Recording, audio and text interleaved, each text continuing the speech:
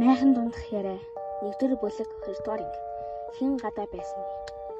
Майхан дотор нам гүн болов бэлгээ. Би гэрлүүг ормоор байна. Заяа. Тайвширтай магадгүй салхи байсан баг. Гівч анууд толгоос сэрлээ. Ануу. Салхи майхны ингэж тогшдгүй шүү. Тэр үед бүгдэндээ найз төрөв.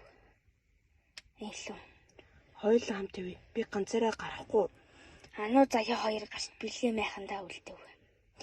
Элүү араас нь гараад хашааг нэг тойруулан харав. Гинэт хашааны бууланд нэг хүн сууж байгаа юм шиг харагдав. Тэр хүн толгоогоо бүхэлдэн чимээгүй байлаа. Элүү. Ануу? Тэр хүн яг л ануу шиг харагдаж байв. Элүү аажуухан ойрлоо. Элүү. Чи зүгээр үү? Майхан руугаа оръё. Тэр хөдөлсөнгүй. Элүү мөрөн дээр хүрэх гэж гараа сунгав. Яг тэр үед тэр хүн толоохон аажуухан өргөлөө.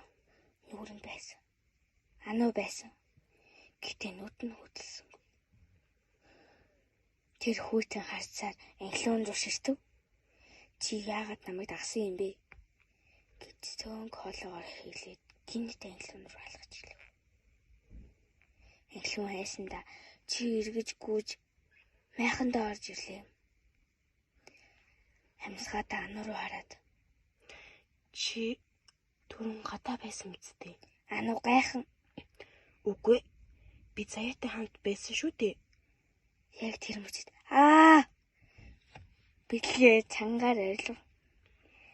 Тэр майхны цонхоор хашааны буланг зааж байлаа.